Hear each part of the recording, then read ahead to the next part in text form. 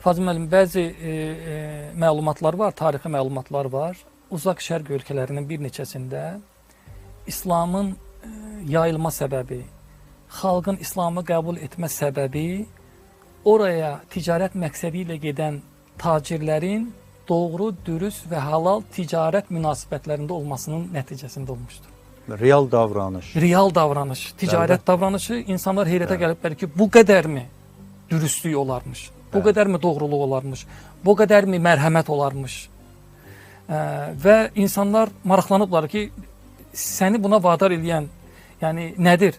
Yəni sən hansı prinsiplərdən yola çıxaraq bu gözəllikdə, bu etibarlılıqda ticarətlə məşğul olursan, artıq insan dinini dedikdən sonra insanlar İslamı qəbul etməyə başlayıblar. Yəni bu haqda da məlumatlar var. Bir də sizin dediyiniz sözə qüvvət bir şeyi xatırlatmaq istəyirəm. Peyğəmbərimizin bir peyğəmbərliyinə qədər ticarətlə məşğul olma sahəsi var. Ticarətlə məşğul olmuşdur və hətta onu deyim ki, Xədicə anamızın belə onun dürüstlüyü diqqətini çəkmişdir və onunla ailə qurmaq istəklərindən və səbəblərindən biri Peyğəmbərimizin o dürüstlüyüdür. Çünki malını ona əmanət edirdi, onun işlərini görürdü. Yəni həqiqətən halal, doğru, dürüst, səmimi, yalanın içində olmayan ticarət İslamda eyni zamanda bir dəyər olaraq bizə gəlir. Eyni zamanda öz mənəvi dəyərlərimizin bir təbliği olaraq eyni zamanda ortaya çıxmış olur. Fazıl müəllim, məsələni biraz iş dünyasına götürsək.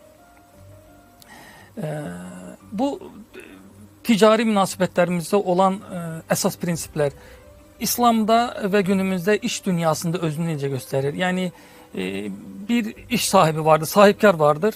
Əlbəttə ki, bu sahibkar öz planını, biznesini həyata keçirmək üçün işə insan götürür və işçi və işverən münasibətləri bu şəkildə tənzimlənir.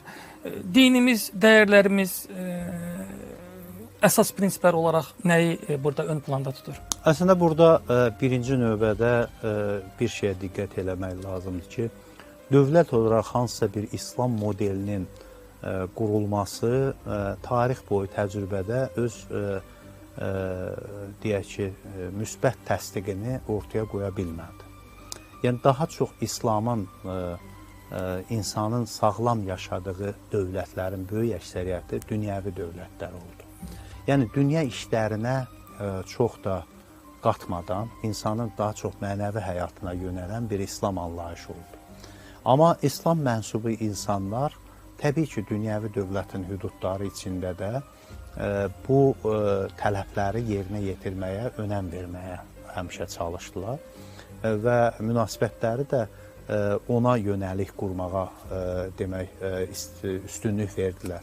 Amma adətə bizim kimi dünyəvi dövlətlərdə bu müxtəlif hüquq qaydaları ilə və qanunlarla tənzimləndiyinə görə mütləq mənada bu münasibətləri irəli aparmaq və İslam qaydaları üzərindən aparmaq mümkün deyil.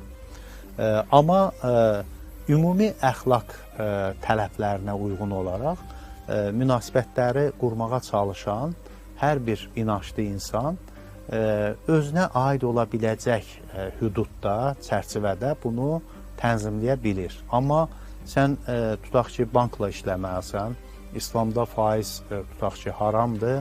Sən amma bankla da işləməsən, sən bu sahədə hansısa bir prosesi yaxud da inkişafı təmin eləməkdə çətinlik çəkərsən. Çünki sənin partnyorların deyək ki, səninlə eyni inanc sahibi olmayan insanlardır.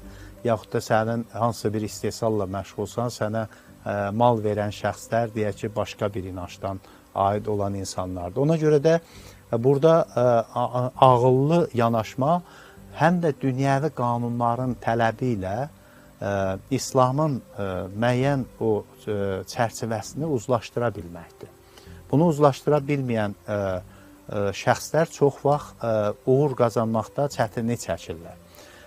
Burada əsas problem nədir? Əsas problem söylədiyim kimi, məsələn deyək ki, Peyğəmbərin həyatında nədir önəmi? Müşriklər olan bir cəmiyyətdir. Onların öz qaydaları var.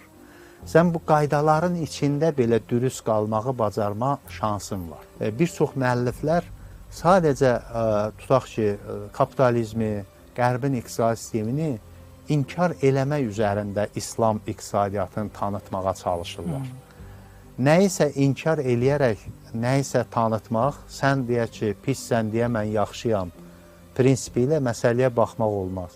Sənin pisliyin üzərindən yox, mən öz yaxşılığımı elə doğru tərif eləsəm, insana daha çox qəbul etdirəcəyəm ki, yaxşılıq meyarı nədir?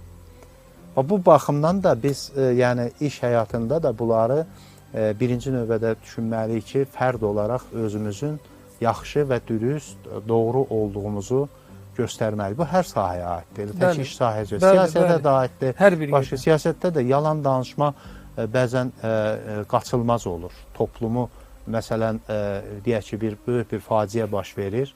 Bu faciənin maştabını toplumda hansısa bir narahatçılıq yaranmasın deyə bunun biraz maştabını kiçiltmək üçün müəyyən bir faktları deməyə bilərsən, ya müəyyən faktları dəyişə bilərsən ki, bu narahatçılıq yaranmasın, hansısa bir, deyək ki, insanlarda həyəcan formalaşmasın.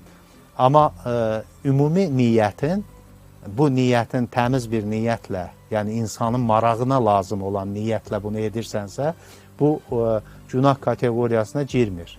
Yəni, insanın faydası üçün bəzən bəzi şeyləri eləməli olursan. Amma ümumi niyyətin yenə də insana yaxşı işlər görməyə sövq etmə baxımından bir nümunə yaratmaqdır, bir mühit yaratmaqdır və hesab edirəm ki, bunu da insanlar əgər kim bacarırsa, bu elə böyük bir Allah qatında da böyük bir demək insanın həm də qazana biləcəyi bir mükafat kimi də görünə bilər.